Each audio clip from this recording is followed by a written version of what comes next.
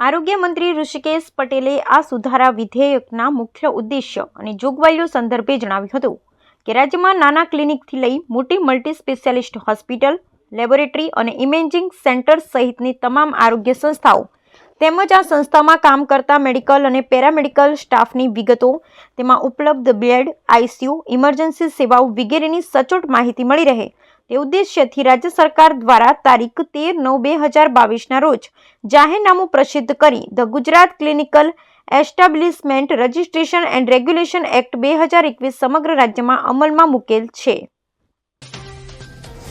પશ્ચિમ કચ્છમાં ગમખ્વાર અકસ્માત સર્જાયો હતો, જેમાં કેરા મુન્દ્રા રોડ પર બસ અને ટ્રક વચ્ચે અકસ્માત થયો હતો.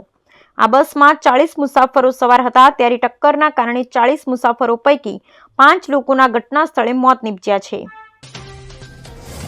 રાજ્યમાં આજે અકસ્માતની વણઝાર થઈ રહી હોય તેમ લાગી રહ્યું છે, ત્યારે વધુ એક અકસ્માતની ઘટના સુરતમાં જોવા મળી હતી, જેમાં સુરતના ઓલપાડ વિસ્તારમાં ગમખ્વાર અકસ્માત સર્જાયો હતો, જેમાં ઓલપાડના તળાદ પાટિયા પાસે બાઇક સવારે મોપેડ સવારને ટક્કર મારી હતી. આ ટક્કર એટલી જોરદાર હતી કે બંને વાહનો એક સાથે થોડા અંતર ઘસડાયા હતા.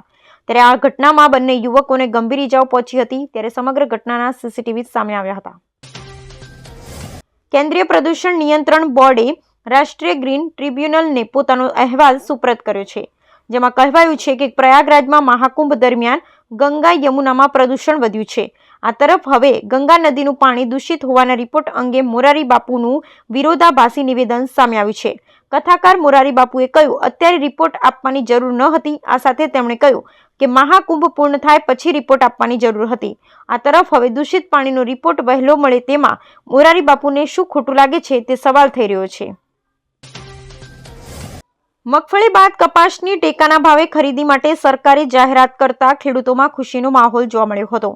જોકે છેલ્લા 10 દિવસથી સર્વર ઠપ થઈ જતા સીસીઆઈ દ્વારા કપાસની ખરીદી બંધ કરવામાં આવી હતી, જેના કારણે ખેડૂતોએ મુશ્કેલીનો સામનો કરવો પડ્યો હતો. જોકે હવે આજથી 21 ફેબ્રુઆરી ફરી સર્વર શરૂ થઈ જતા સીસીઆઈ દ્વારા કપાસની ખરીદી શરૂ કરી દેવામાં આવી છે. ઉલ્લેખનીય છે કે રાજકોટ જિલ્લામાં 6 જગ્યા ઉપર સીસીઆઈ દ્વારા ટેકાના ભાવે કપાસની ખરીદી કરવામાં આવી રહી છે. વડોદરા જિલ્લાના ડભોઈમાં નગરપાલિકા દ્વારા ખોદેલા ખાડામાં માર્ગ પરથી પસાર થતો વાહન ચાલક એકાએક ખાડામાં ખાબક્યો હોવાનો વિડીયો સામે આવ્યો છે. સીસીટીવીમાં નજરે પડે છે કે બાઇક ચાલક પસાર થઈ રહ્યો હતો ને અચાનક બાઇક સ્લીપ ખાતા તે સીધો ખાડામાં ઊંધે માથે પટકાય છે. ભારતના સૌથી સ્વચ્છ શહેર તરીકે સુરત ફરી એકવાર એઆઈ ટેકનોલોજી દ્વારા સ્વચ્છતા નિયંત્રણ માટે ક્રાંતિ લાવતું પ્રથમ શહેર બની ગયું છે. એઆઈ હવે રસ્તાઓ પર ફેંકાયેલા કચરાને પકડી પાડશે અને કચરો ફેંકનારને તુરંત દંડ ફટકારશે.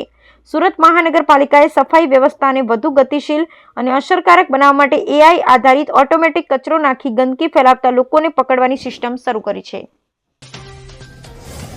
આજે વિશ્વ માતૃભાષા દિવસે ગુજરાત હાઈકોર્ટમાં પણ અંગ્રેજી ઉપરાંત ગુજરાતી ભાષામાં કાનૂની કાર્યવાહી કરવાની માંગ સાથે હાઈકોર્ટ બહાર ગુજરાત ઉચ્ચ ન્યાયાલય માતૃભાષા સમિતિના હોદ્દેદારો અને સભ્યોએ બેનરો સાથે પ્રદર્શન યોજ્યું હતું. આ સમિતિના કન્વીનર સિનિયર એડવોકેટ અને ગુજરાત હાઈકોર્ટ એડવોકેટ એસોસિએશનના પૂર્વ પ્રમુખ અસીમ પંડ્યાએ જણાવ્યું હતું કે રાજ્ય સરકારે વર્ષ 2012માં વિધાનસભામાં ઠરાવ પસાર કર્યો હતો. એ મુજબ ગુજરાત હાઈકોર્ટમાં ગુજરાતી ભાષાને પ્રાદેશિક ભાષા તરીકે સ્વીકારવામાં આવે. ગાંધીનગરના સરગાસણ ખરોડ ઉપર હડમતિયા નજીક ગુરુવાર તારીખ 20/2/2025ની રાત્રે હોન્ડા સિવિક કારમાં સવાર નબીરાઓએ પૂરપાટ ઝડપે કાર હંકારતા કાર ડિવાઈડર કૂદી અને સામેના રોડ પરથી પસાર થતી અલ્ટો કાર તેમજ પિકઅપ દાળાને ધડાકાભેર અથડાઈ હતી. આ ગમખ્વાર અકસ્માતમાં એક નબીરા તેમજ વૃદ્ધાનું મોત નીપજ્યું છે, જ્યારે ગંભીર ઇજાગ્રસ્ત અન્ય 4 લોકોને સારવાર અર્થે દાખલ કરવામાં આવ્યા છે. આ અંગે સેક્ટર 7 પોલીસે ગુનો નોંધી વધુ તપાસ હાથ ધરી છે. નવસારી જિલ્લાની એલસીબી પોલીસે NH48 હાઈવે પર એંધલ ગામ પાસેથી દારૂની હેરાફેરી કરતી એક ટ્રકને ઝડપી પાડી છે. બાતમીના આધારે પોલીસે શંકાસ્પદ ટ્રકને રોકી તપાસ કરી હતી. ટ્રકમાંથી 85 પેટીમાં કુલ 3192 નંગ ભારતીય બનાવટની વિસ્કી અને બિયરની બોટલો મળી આવી હતી. આ દારૂની કિંમત ₹5,72,340 આંકવામાં આવી છે. પોલીસે દારૂ ઉપરાંત ટ્રક અને મોબાઈલ ફોન સહિત કુલ ₹15,82,340નો મુદ્દામાલ જપ્ત કર્યો છે.